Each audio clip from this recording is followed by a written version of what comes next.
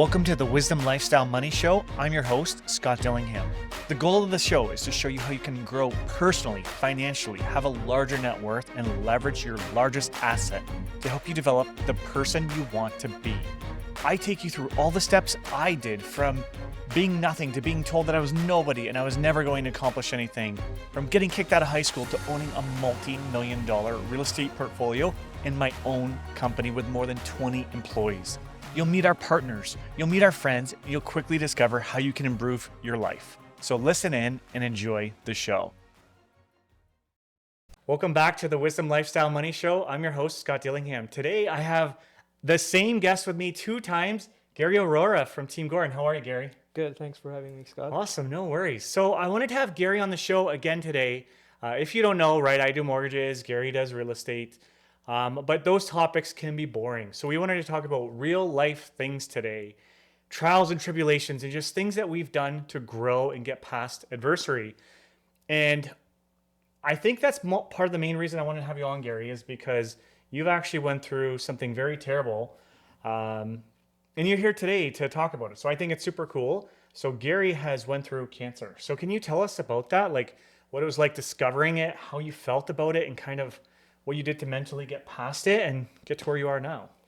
Yeah, it's years ago. It's almost 6 years now. I was in remission throughout this time, and I just felt a little bit of pain, then kept going for tests. And fortunately, I found a good doctor who was able to tell me that, he thinks it's cancer before even the reports and anything came. So he kind of helped me speed up the process, and I had my surgery within 2 weeks of visiting him. And after that few chemos, I think I had 4 chemos. Yeah, it took me 4 to 5 months during the chemotherapies. It was a little bit tough on the body, but other than that, after that, I think it took me 6 months to a year to get all my hair back and, get in shape physically and all that. It was a journey, but it builds mental toughness, and things happen in life, but you just gotta be able to push through it. Yeah. So I'm just really curious what you did mentally. Was there a practice that you went through? Because that's got to depress you, right? Finding out you have cancer, because you don't know, right? You could be thinking the worst, like, do I have time to live? Like, what's going on here? What did you do to get past that mental difficulty? Yeah, so I never had any surgery before that, like never even been to hospital, maybe for fever and stuff, but nothing serious. So when I was going to the surgery room, and I still remember that day, I was like, if this is all my life, if I'm gonna live until 20 years, because I was 20 years old, and I was like, this is all my life. I'm extremely grateful for it. I've had good moments, and it was a good time, whatever I had. Just a bit emotional, but I was very grateful even at that point. But during chemo's hard on body, and then I felt like, sadness, depression. I wasn't able to work. I wasn't feeling very good.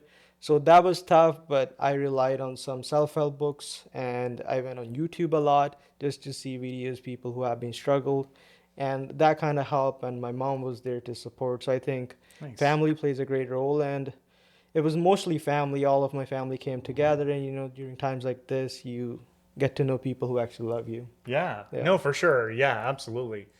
Now, for whoever's listening here, what books did you read? Like, what helped you? So if anybody's going through something similar, Yeah.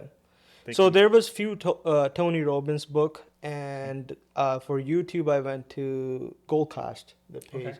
Yeah, so there was few people like who shared their journey, and when I saw those videos, I was like, I'm like, this is nothing. Like people go through a lot, right? Yeah. So it was more like a wake up call that stopped being weak, and just gotta push through it. And yeah, day by day, it wasn't easy, but yeah, now I look back and it was not that big of a deal. No, that's true. A lot of times when we face things, we always think it's bigger than it is, and then you get past it and you're like, "Oh, that wasn't so bad." Yeah, that's right. But was there any lessons from that you've taken with you now? Like things that you learned there, do they still help you today? Absolutely. When I was diagnosed with cancer, it wasn't just the health part for me. I was not in a good place financially. I don't have any debt whatsoever, but I was more like living paycheck to paycheck. I was young too, like spending all the money, didn't really save. But during that time, I realized that it's important to plan for future financially, right? So that was one lesson. And the second one I would say is I started giving more efforts to my health. I was like eating good after that, and health is wealth. If you are not healthy, you are not able to work and you can't do nothing, right? So Okay. it was more like when I was on the bed, it was more about, when can I get up and get back to work? Yep. So if I was to sum it up in my own words, of course, you're saying what got you through this was gratitude, a support system, right, including friends and family, Yeah, and then obviously resources, yeah, books and YouTube and things like that. absolutely. Yeah, That's awesome. Cool. So like that's easy, right? We all have access to that and we can all tap into that. And I think, a lot of people don't know where or how to start. And that's why I thought it'd be cool to have this. yeah, Now, I want to shift gears a little bit to productivity. So we're going to jump all over the place in this episode, just about all these different topics, just different areas of growth. But so with productivity, one of the things that I'm really working on, and I'd like to hear your side of what you do first.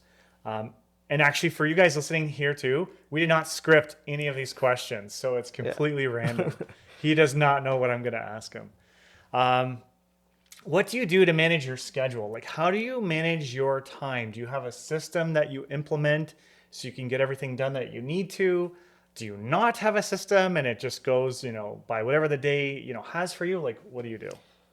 I'm not gonna lie, it was when I started in real estate, it was all over the place. Even some days, you plan the day, but it doesn't go well. You get clients call, or you gotta be somewhere, so it messes up the schedule a little bit. But what I have seen is, like, if I start my morning right, my day goes very well. Even if Yeah. there's something, I can always maneuver.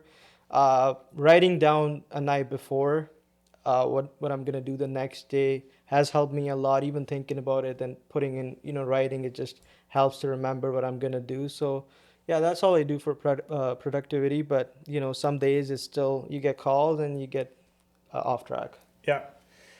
No, it's hard. What I try to do, and I'm not this structured of a person, I'm really not, but I went through just different trainings and stuff. And what they say to do is to calendar in everything that you have to do, Yeah. like all your tasks. But they also said to like batch your work together. Hmm. So they're saying, and it doesn't work for my industry, but I'm going to share what the feedback is in case it works for your industry. But what they say is you should only check emails 3 to maybe 4 times a week, like not a lot. But in your email signature, just state, these are the times when I check my email. I'll respond to you, within 24 hours of those times. Hmm. I can't necessarily do that because, we have a lot of things like lenders will ask us questions, realtors ask us questions, clients ask us questions, and we have to be responsive. So what I did, my own tweak to the system, is the last 10 minutes of every hour, I actually check my email. And so I'm able to get a whole hour's worth of email done in 10 minutes. And people are like, oh my God, you respond so quick to us. And in my head, I'm laughing because I'm like, I actually feel like I don't because I'm only doing it 10 minutes per hour. Yeah. But because I'm bulking things together like that, Yeah. I just hammer through my email. Where Yeah. before, I could literally have my email open Hmm. and it would consume my whole day. Because as emails come in, you just reply and action them, right? Hmm. So then this way, by the bulking, I have a lot more time to do different things. So that's one of my hacks. Oh, that's a good idea for sure. Yeah. Do you have any other tips that you hear, or should I share another? You go ahead. I don't really Okay. have specific. Yeah. What time do you wake up?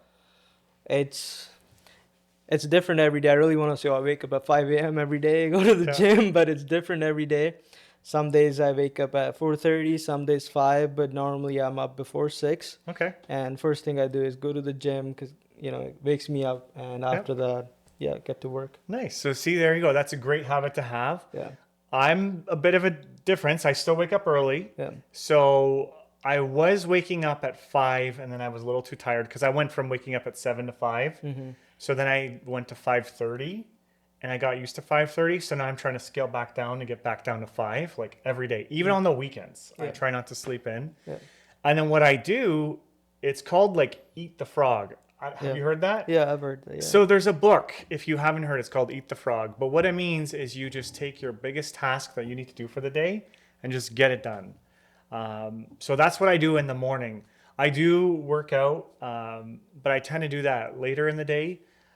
like tonight, for an example, tonight I won't be working out, but I've got like 3 hours of volleyball, which is still a workout. Yeah. Because when I'm done, it like, It's a lot of it kicks your butt. cardio. Yeah, it kicks your butt. Yeah. Um, so, so that's kind of what I do, and that's been insanely helpful because I find if you don't give yourself that time to really get those action tasks that you need to get done, then what ends up happening is, a week goes by or a month goes by, and you're like, man, I really wanted to get that project done, and it would have only taken a couple hours, but now it's a month later, right? Yeah. So I try to look at the opportunity costs of not doing something, Yeah. because what could I have made Yeah. financially, Yeah. or even mentally? Like, how much stronger would I have been if I did that task? Because some Yeah. tasks are not all about money, right? Yeah. And then I look and see what I lost, right? So because there's a loss, I don't want to have that, so I do this. So that's kind of what I do there. So I like that you said the working out, and I know this has not been a thing for you all the time. It's kind of a newer thing. How did you get into working out regularly? Because I know that's a problem so many people have. They can't get out there. It's more like a habit. I think first 2 months were kind of hard, but after that, like I look forward to it every day. I wake up and I want to go to the gym because Nice. it gets me going for the day, Nice. right? Like my day is Yeah. so much better. And if by any chance, if I have work to do or something, if I skip in the morning, I make sure I go every day. I take only, I think, Saturday or Sunday, one day off a week, but I'm there every day and it just gets you going. I also have another point where you mentioned, you look at the opportunity Yeah. cost.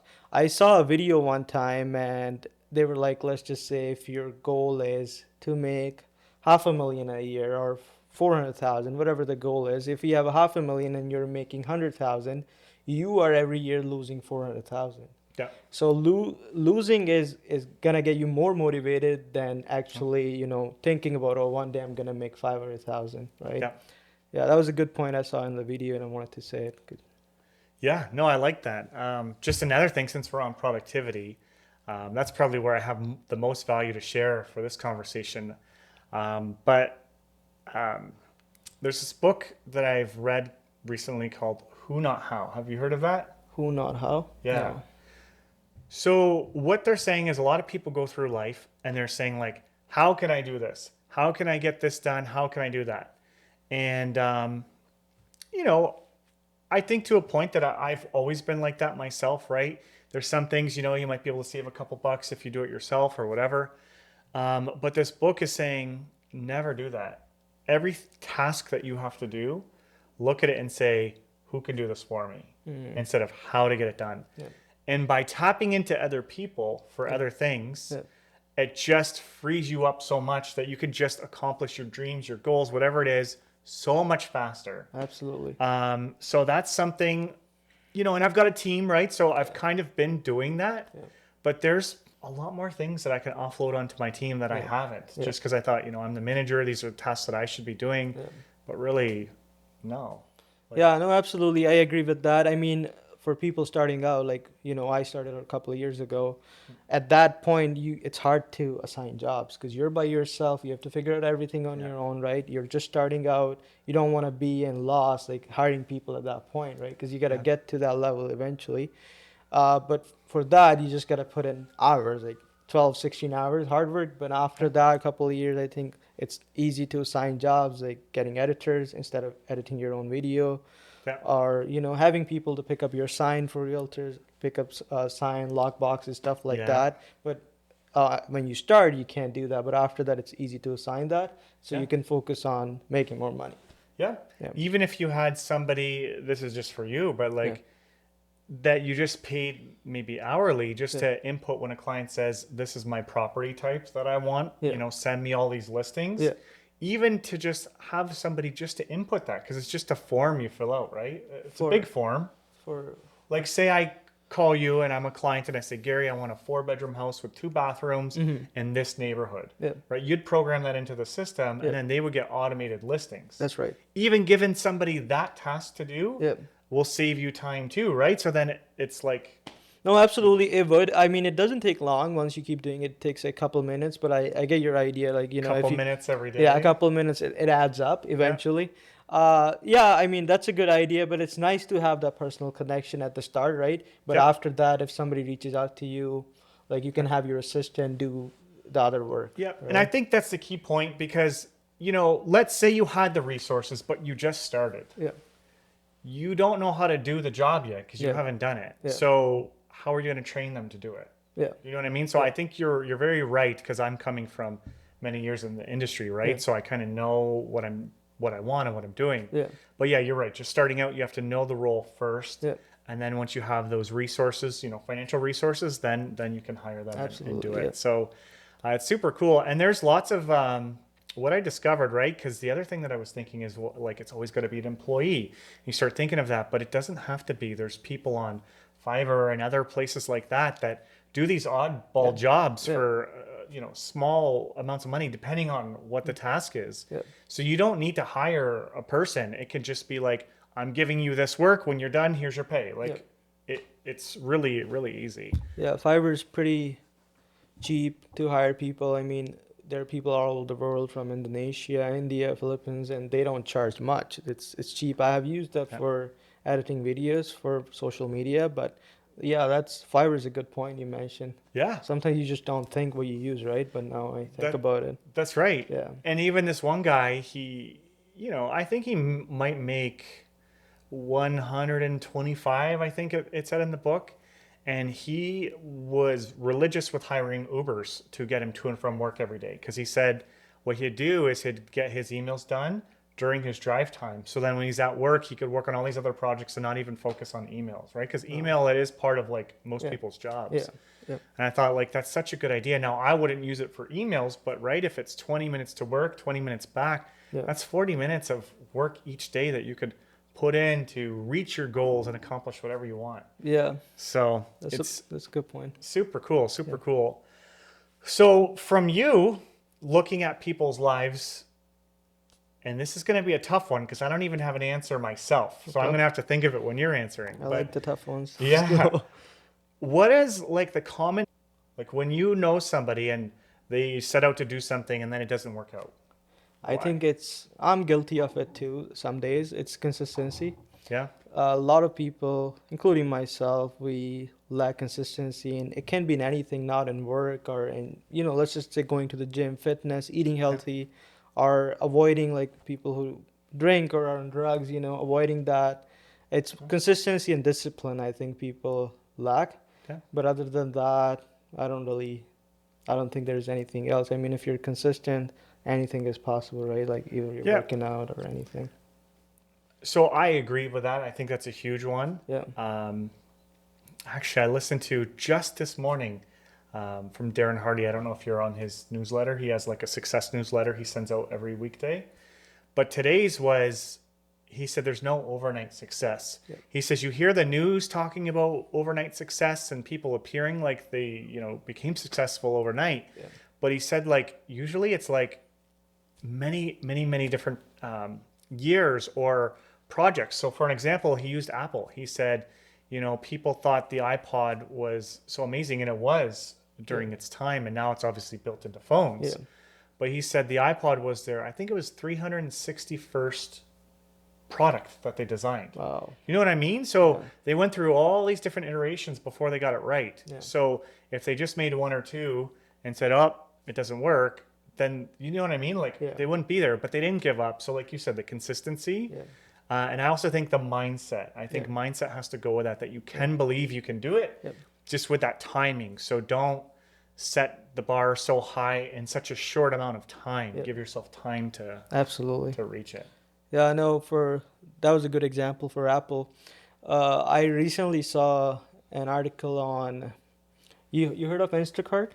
Instacart. Yeah, like the shopping thing. Yeah, you get the grocery delivered at your house. So that guy is originally from Hamilton. Okay. And nice. he moved to California and started few startups. He did a lot of work and started, but they all failed. Then he started Instacart. I think it was 2012 or 2013.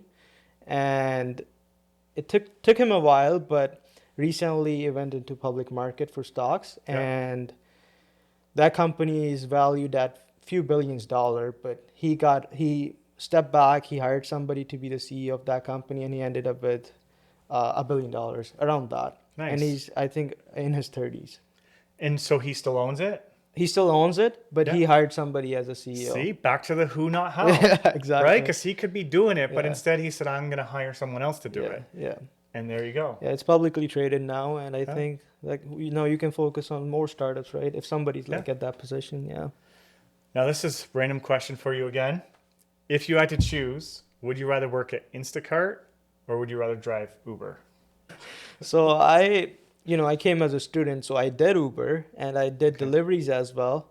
And I had Instacart before. I never really did it, Mhm. but because I help a lot of students and stuff who just move here, and I hear from them all the time that if somebody's like, trying to get a part-time job, Instacart is really better. Instacart is good, better than any other delivery app because I Okay. think you make more money in that. I've seen guys making, they tell me all the time, $100 in 2 hours, stuff like that. Nice. Yeah, No, that's good. I think personally I would rather do Uber, but I think Instacart has a really good place, especially if like say it's just one of those days and you don't really want to talk to people. Do you know what I mean? You just yeah, want to like do yeah, your thing. yeah, Instacart, you could throw on headphones at the grocery store, get your stuff and yeah, go home, right? yeah, Where Uber, I mean, it depends on the driver and the passenger, right? Because sometimes there is no talking, but sometimes there is. So it's yeah. I know companies like these, like Instacart, Uber, Skip the Dishes, DoorDash, like especially times like this where inflation's so high, people are doing these jobs and there is demand for that, right? yeah. So these companies have played a huge role in our economy. No, it's awesome. I Yeah, love it. I remember pre like all of these driving companies, yeah, there's very few companies you could order food from that would deliver. yeah, Right? Like pizza, of course, yeah, and Chinese food, but like beyond that, it was very rare to find delivery. And now yeah, you can just get everything delivered, which yeah, is awesome. yeah. You It's can get awesome. Indian food delivered too. I know. Where do you eat for Indian? Where do you like? I like India 47 Okay. near Tecumseh, and there's a couple restaurants in the downtown, Punjabi restaurant. Yeah, I like So them. I've had Indian 47. Yeah. And then obviously, if I'm at the mall, because I live close to the mall, there's Hurry Curry. Oh, yeah, that's good. Do you like Hurry Curry? Some Uh, people don't. That's why I'm I'm not curious. gonna say I know the owners very well of Hurry Curry, so yeah, I like Hurry Curry. It's not that bad, but I like India 47 better. Okay, Yeah, fair enough. That's yeah. fair. I just really like their garlic naan bread. Oh, from there? You should try from India 47 one time. Yeah. Yeah, it's better. Okay. Yeah, Nice. yeah. Nice. That's awesome. So, okay. So back to random questions. So I'm actually trying to think of a random question as we go. Um, if you had to pick completely random a brand's marketing that you liked, who would that brand be and why?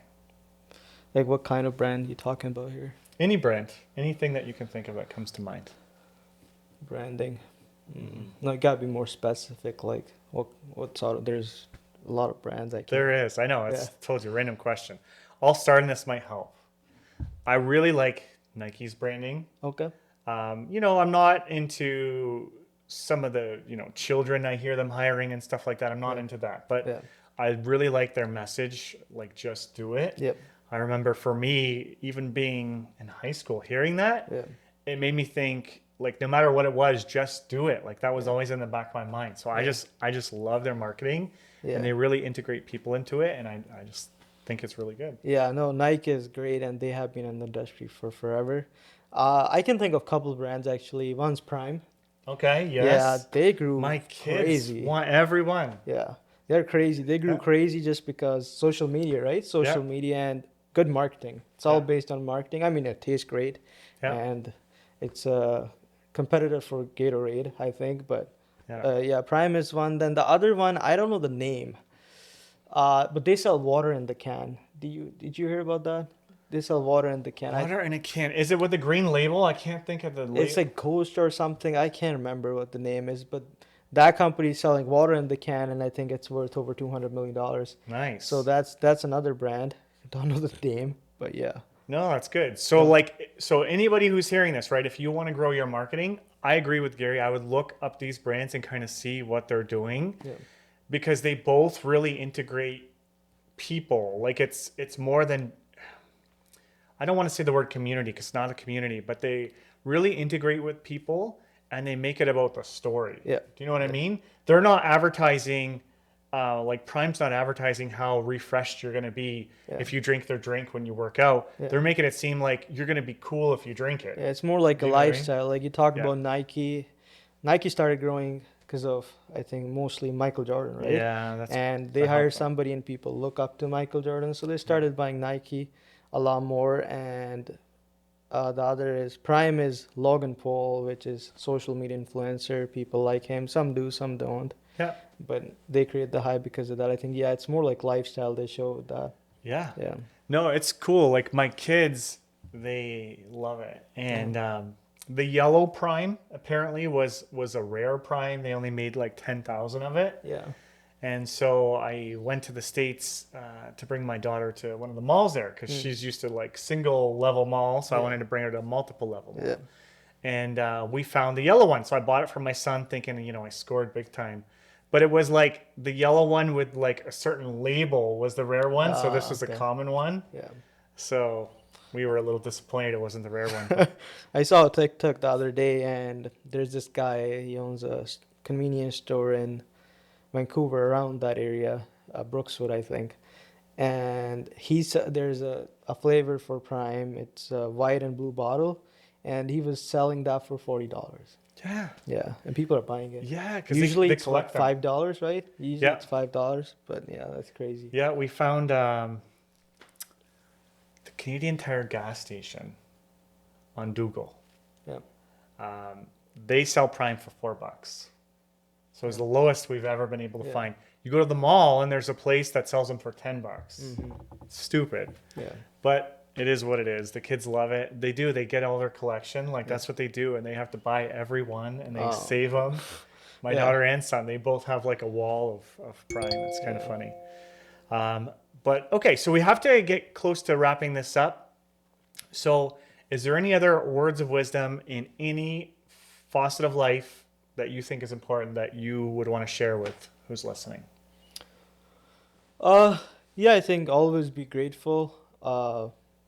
And when times are tough, you just keep pushing through and they get better. Yeah. But consistency and discipline are the two main things that we need in life. We all lack some days, but that's, I think, the core. Yeah. And I agree with you. And I will add to that. And that'll be my final point too. So gratitude is huge for me. And there's a practice I've been starting to do. I would always look at it and be like, that's not me. I can't do that. I would never do that. I just felt silly about it for some reason. But then I started doing it and it's amazing. And it's journaling. So there's all these different journal apps. The one that I use, it's called Stoic. It's actually free. I did buy, they have a membership which has more prompts and just different things in it if you really enjoy it. But the basic is free. And anyways, you just go in to start it. And what I like about it is every day it asks you like different questions. And you can even put in your own custom questions or let it generate whatever. That's up to you. But it's like, I have mine. It's like about 8 different questions on different topics too. And then you just answer them. So it brings some mindfulness to what you do, plus gratitude. And it's really cool. It's just made me look at, I've always been positive, but it made me look at things like in a much more positive light now, because you're giving it attention now instead of just passively being positive. You know what I mean? You're thinking about it. Yeah. So that's been a huge thing for me. Do you journal? I thought about it and I thought the same thing. I was like, Yeah. I don't see myself doing it, and I never did it. I do write down a night before some days, what I'm gonna do the next day, or just write down some thoughts some days I'm on my phone on Notes app. But I've heard about the 5-minute journal. It's a book, it has Yep. all the days. I and have that one too. Yeah. Yeah, I have seen people using that on Instagram and I've had good feedback of that, but I personally don't journal now. I've seen a lot of like famous people using the 5-minute journal. Yeah. And so what it is, if you guys don't have it, so it's not an app like the Stoic one is. It's like a book one that you do, and it's got a morning and a night section. Yeah. And you just, in the morning, you write the things that you're grateful for, or what you want to accomplish for the day or whatever. And then at night, you kind of do the same thing. Yeah. So it's a forced pattern of gratitude. Yeah, really. I mean, some famous people use it. It's more like affiliate marketing. I don't know if you heard about that. Right? Yeah. Yeah. So we were talking about marketing, but yeah, that's the way we Yeah. keep that brand on our mind by looking at it again and again. Yeah. No, that's awesome. Well, thanks, Gary. So obviously, guys, if you're in the market for a mortgage, I'm your guy. If you need to buy real estate, reach out to Gary. Thanks, guys. Thank you. Perfect. So then we will, I'll end your phone. If you're serious about real estate investing and you want to take it to the next level with the least amount of time and mistakes, then you're going to want to sign up for our Real Estate Investor Hub. Visit CanadianRealEstateNetwork.com and hit the blue button or banner that says Free Investor Resources. Inside, you'll have access to real estate investing courses, networking opportunities, webinars featuring industry professionals, as well as dedicated chat channels to share and get access to unique properties. I look forward to seeing you there.